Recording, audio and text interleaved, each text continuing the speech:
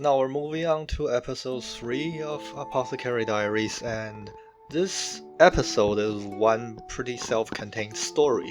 And we're first shown with this concubine that's being actually sworn, given to a military officer.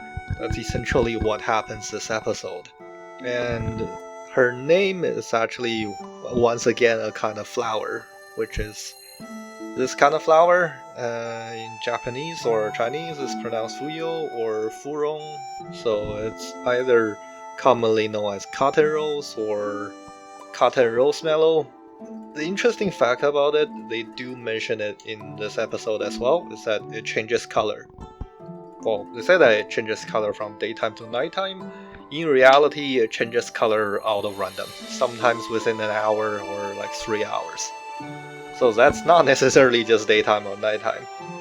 Other than that, a big plot point is that she dances on the wall, which they've shown a very cumbersome way of getting up the wall. In reality, it's much easier because, the walls need maintenance. And walls in the Forbidden City, they have ramps that go up. You literally can just walk up, you don't need to climb anything. If you think about it, walls were supposed to be a defensive structure. They weren't meant to be hard to climb from the inside. Otherwise, nobody's gonna be able to get up there and defend. Even though, for a place like the Imperial Palace or Forbidden City or anything like that, walls are more or less just ceremonial. Even if that's the case, it still requires a lot of maintenance. You see a lot of maintenance even nowadays with modern equipment and tools, and they have to maintain the wall all the time, otherwise they fall apart very easily. If you imagine in older times, that's just even more prominent. You need constant weeding because all the tiles, all the bricks have cracks in between and plants can grow in it, and if you don't maintain it, they're gonna be falling apart.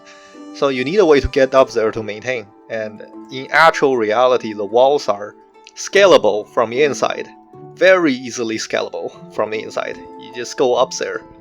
And if you actually have a chance to visit the Forbidden City, depends on how lucky you are. If they have a special exhibition, they open up the walls. You can climb up there and just walk around the entirety of the wall, or at least part of the wall. Some places are still restricted due to potential damage and they have to maintain it all the time, but still, you can get up there, and they're better views than if you are purely on the ground. You get to see a lot more from a high elevation. Now, what's interesting about the gate of the Imperial Palace in this show, if you take a look, they don't in particularly look like the kind of gate that are on Forbidden Palace nowadays. They look kind of off and different, mainly because they didn't really base this on the Forbidden Palace. They didn't really base the gate on Forbidden Palace per se. They actually, after all, it's a Japanese anime, I'm pretty sure they actually just based it off a Japanese building with some Chinese characteristics on it. However, it depends on the period in history, because in Tang Dynasty, buildings were like this. You have similar kind of a red frame and white wall structure, so castle gates might look like that. Nowadays, you can't really see a good example in China. Most of Chinese structures were rebuilt over time, and because they're rebuilt, they might look different from where they were, say 1,000 years ago during the Tang Dynasty. You do have a plan of reconstructing gate of Chang'an, which was the Tang Dynasty capital, which did look a little bit more similar to what they had designed over here, only much larger. If anything, the gates in this show generally are a little bit too small for Imperial Palace. They're usually bigger than this. This is one pretty isolated story of this one concubine who actually went through a lot of planning and gambit just so that she could be with a person that she loves. It seems like a very heart-touching story, but I get a lot of Chinese people who have seen this show had one complaint about this story. It just doesn't seem very feasible. It doesn't seem like it's somewhat rooted in reality. In fact, you don't have folk stories like this. You have all kinds of folk stories about love stories between two people breaking social boundaries or economic boundaries in traditional Chinese text, but nothing like this. And given the idea of a concubine in Chinese history, you generally don't imagine this. A Chinese will think, being an imperial concubine is more or less a life sentence. You don't get to leave. You might be punished, but the most severe form of punishment is probably just confinement. They don't give you, the emperor doesn't give you off to other people. And in most people's mind, or most Chinese people's mind, these kind of things don't happen in history. However, they did, but only in very rare occasions and certain periods in history, so not all the time.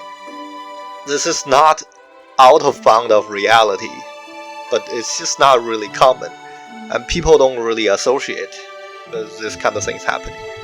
For example, in 6th century to 8th century AD in China, which was the North and South dynasty period, each dynasty and each country was significantly smaller. China was fragmented, so emperor per se, they don't hold nearly as much power as a unified dynasty would.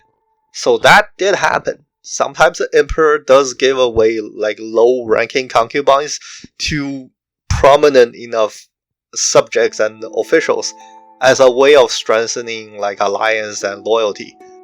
And once again, during transition period between the 15th to 16th century, in China where the Ming dynasty fell and the Qing dynasty rose to power, since Qing dynasty came from what was considered at that time not, Chinese, not Han Chinese barbarians, so they had a more decentralized structure. The emperor doesn't really have that high of a status over everyone else. And we did see occasions where the first one or two emperors in the Qing dynasty did give away their concubine, lower ranking concubines to officers. But other than that, it's pretty uncommon, because the show did talk about it. And it's easy to imagine the kind of mindset behind this. Even if you're just a concubine, you're not a hired wife, you're not the empress of the country, you're still part of the imperial house. And the emperor giving you away to a subject is basically like a demotion, essentially. So that didn't happen very often. It actually looks bad on the emperor from a totally random outside perspective. So emperors generally didn't do that in most dynasties. As I was saying, there were a few exceptions. But other than those exceptions, it didn't happen. Once again, you need to push the story forward. If you want to somehow fit this story in and serve this as a, once again, background, then, it's not out of bound of reality. And we are treated with this very emotional scene, and it's not too common. People generally don't think this is true, but this is possible. And besides, we get to see them probably before the concubine was in the palace with this pretty looking shot, which is quite interesting. This shot looks exactly like southwestern China. If you go to southwestern China, you're gonna see a lot of landscapes that look like this. They are on the Chinese money, actually, like a paper bill, which Chinese don't even use anymore. But these were pretty iconic caste structure in southwestern China. They did a good job in showing this, although it's kind of hard to tell where exactly they are, because southwestern China, they usually have way more rivers than this, and this doesn't look like in particularly very rivery. Then the emperor shows up at the last minute.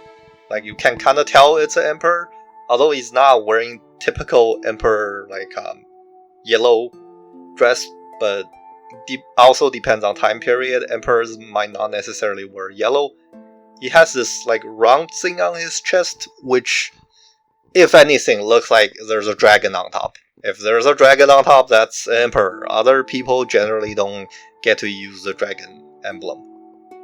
Emperors, like siblings and relatives, might be able to do that. Other princes might be able to do that, but they don't really walk into the emperor's wife's room alone. So, it's kind of easy to tell that this is an emperor.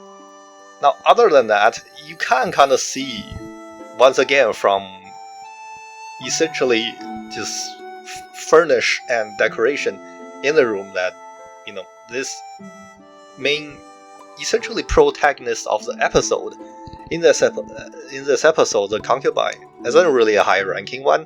Because if you look at her room, compared to, say, one of the higher-ranking concubines' room, totally different getup. Like, all the decorations are, like, generally more bland, less lavish, and yeah, you can tell from that. Other than that, this is a pretty self-contained episode. This story really doesn't affect anything that happens later on. I mean, with this show, it is more episodical, but a lot of episodes do have precautions and consequences that come into play later on.